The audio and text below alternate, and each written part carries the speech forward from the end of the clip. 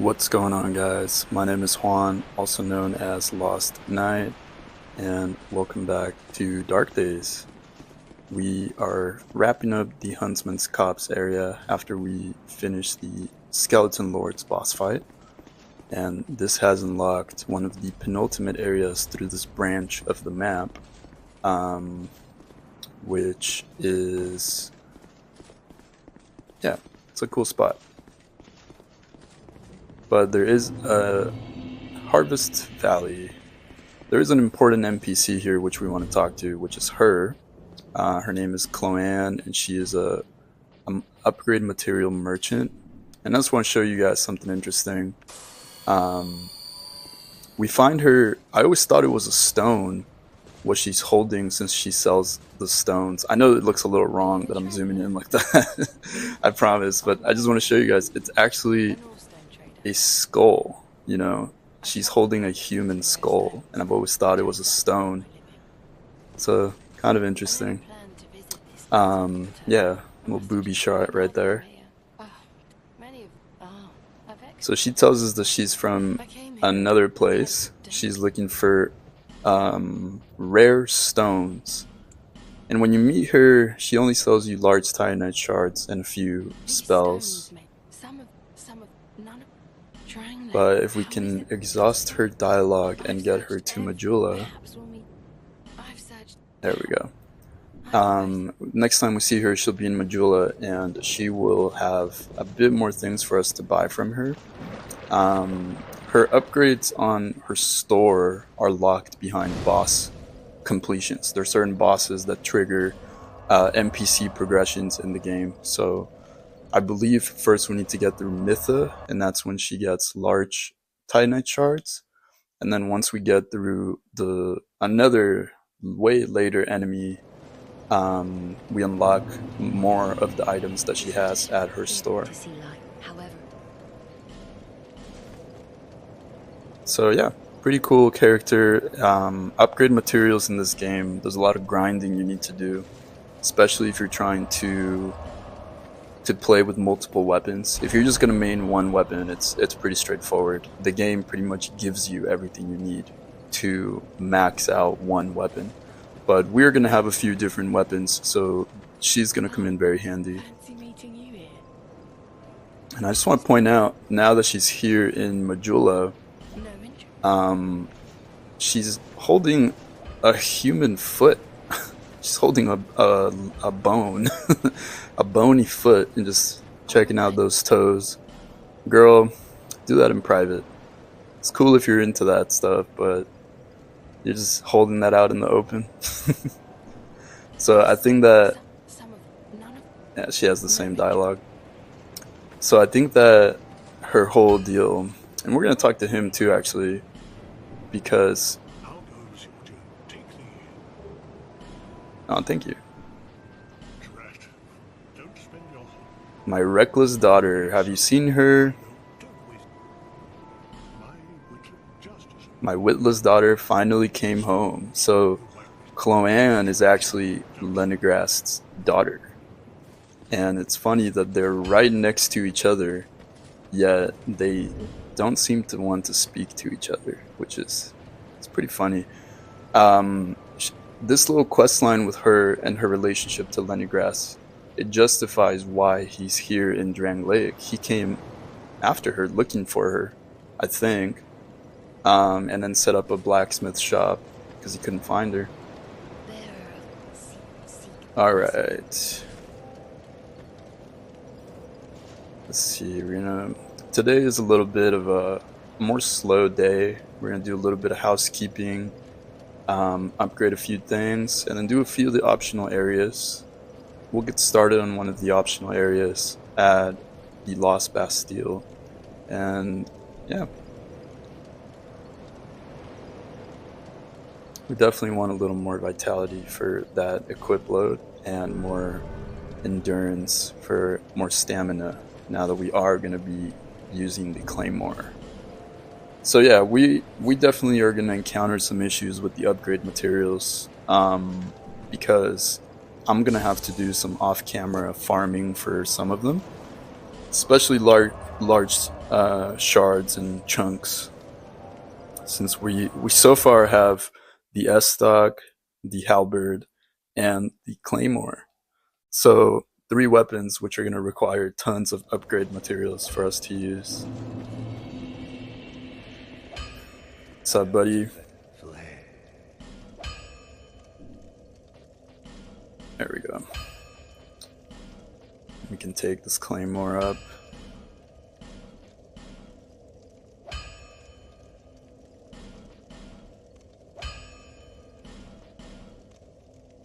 Oh yeah.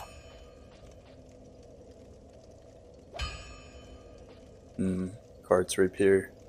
And then the S stock. Seems we don't have the materials for that just yet.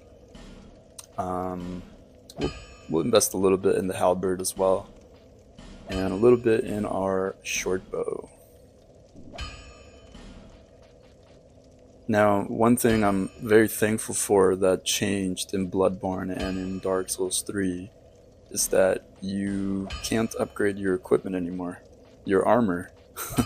And I think that's such a good decision, man, because balancing, as far as it went, it made the game a lot more balanced in a way, and it allowed players to focus more on just upgrading their weapons. Because think about it, you have to upgrade every part of your armor, which is 4 pieces, right? Your helmet, arms, legs, and chest piece. And then you also have to upgrade your 2 weapons if you have one on each hand.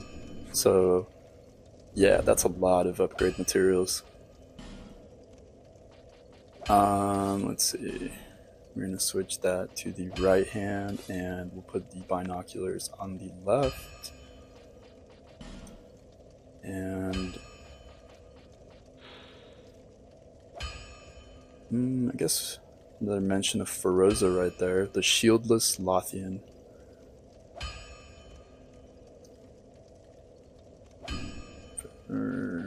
Yeah, we'll just leave it for now, I think.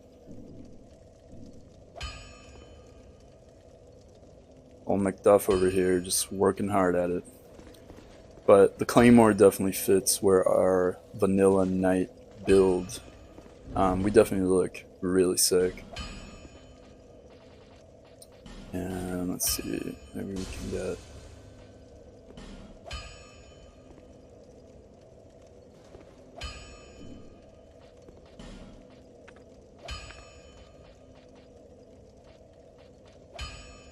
Oh yeah, I forgot to mention, off camera I went back to where we fought the Pursuer in the Forest of the Fallen Giants, and I picked up the Drangleic set, which I forgot to get.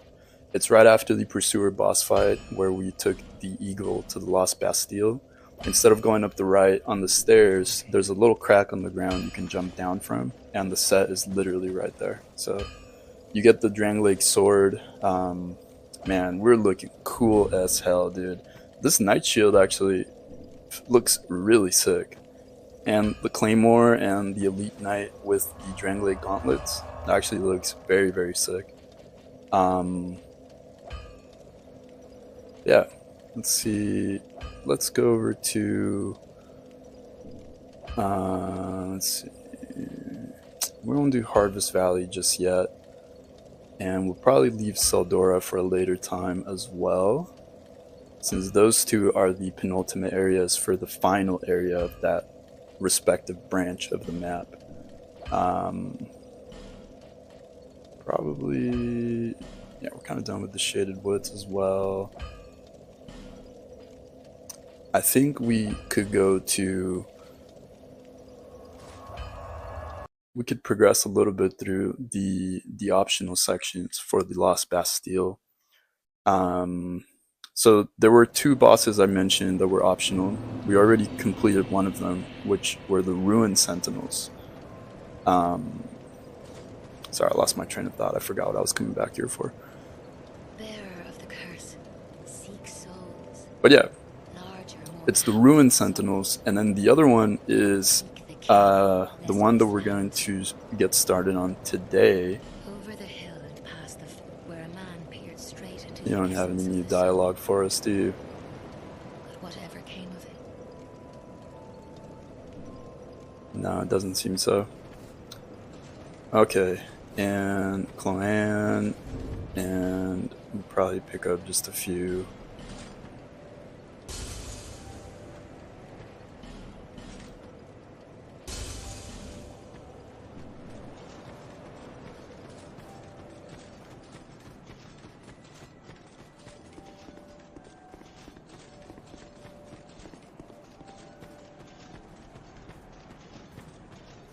Forgot to grab this item right here.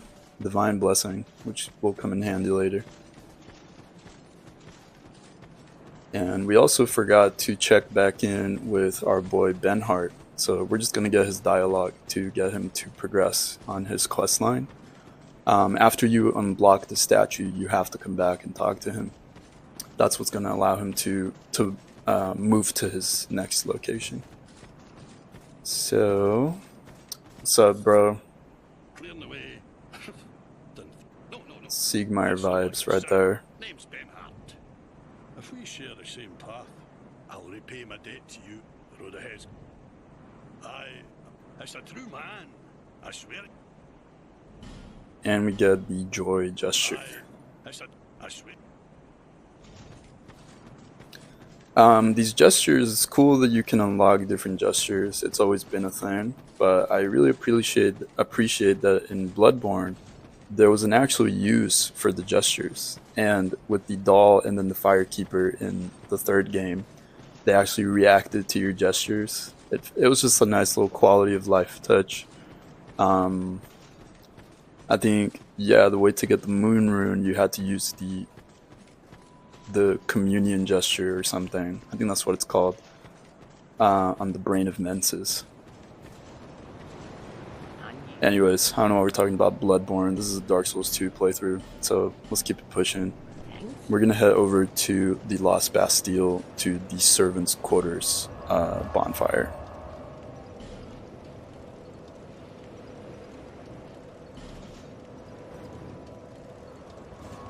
And there is a old enemy we will see here.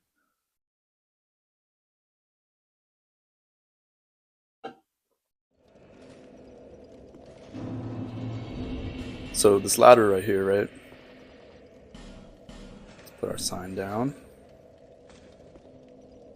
Alright. And we'll go down here first.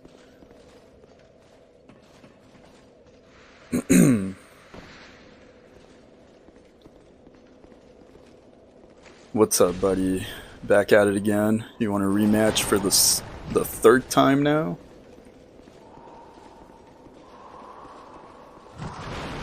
And the Pursuer, a lot of the difficulty with this guy comes from the area that you fight him in. The first time we fought him, we were just in a very open area, which made it very easy. Now that it's a little bit, there's that rare thrusting attack.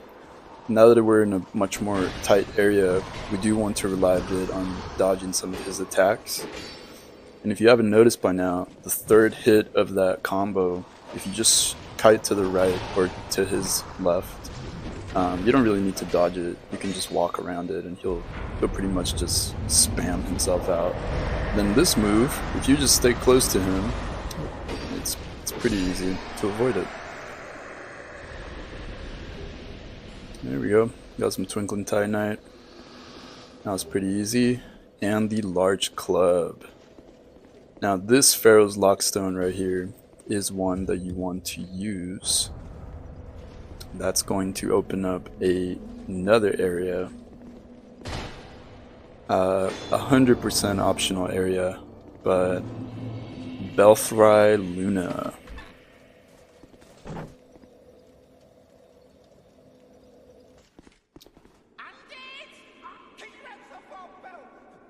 The Bell of Alkin.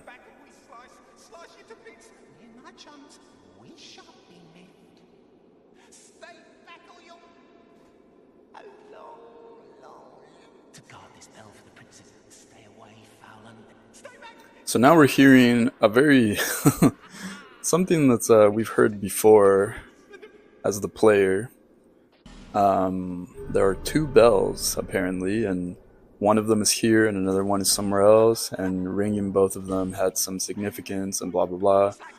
So this is Belfry Luna, which is the story of two lovers, where one of the bells was in one area and the other one was in this kingdom, which is Alkin, and in Ven.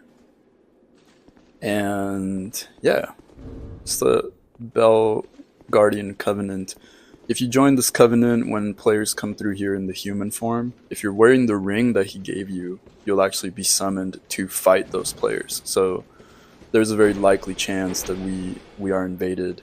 And I believe that they invade two at a time, so it's a pretty nasty gank if it does happen. But yeah, we don't really give a shit. Let's see, could drop down there back to the start. I think there's an, yeah, there we go. It's this little side path that we saw by the stairs. Skeptic Spice and a chest.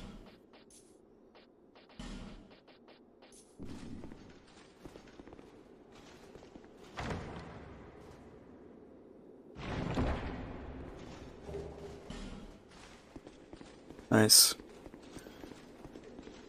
Okay, so the path here is pretty linear. We just go all the way up to the top floor. There's a ladder we can climb, and then there's the bell. And ringing the bell is what unlocks that fog door right there, which has the second optional boss. Lost Bastille, for some reason, has 3 bosses, 2 of which are optional.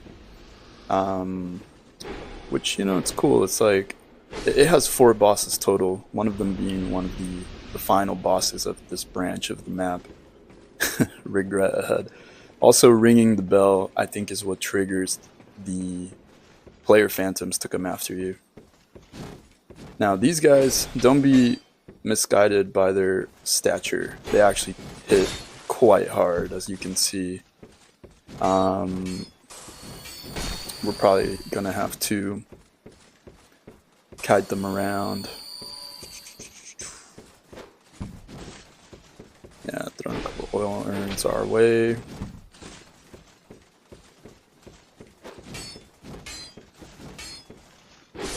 Now, one-on-one, these guys are pretty easy, but the fact that there's like 5 of them, it's really easy to get caught in a game right there. You can see how much damage that one hit did because it was a counter hit on us. So I think we'll clear these guys and then we'll probably call it for this episode. I don't know if you guys hear my dog in the back. He was a little grumpy because I'm talking right now during his nap time. Yeah, I think that's all of them. Another Skeptic Spice. And what was here? Radiant Life Gem and a Twilight Herb. We've picked up a few of those. We'll talk about what they do next time. And we will keep going through here. This plays again, exactly. Alright guys, my name is Juan, and thanks for watching Dark Days. I'll catch you guys on the next episode.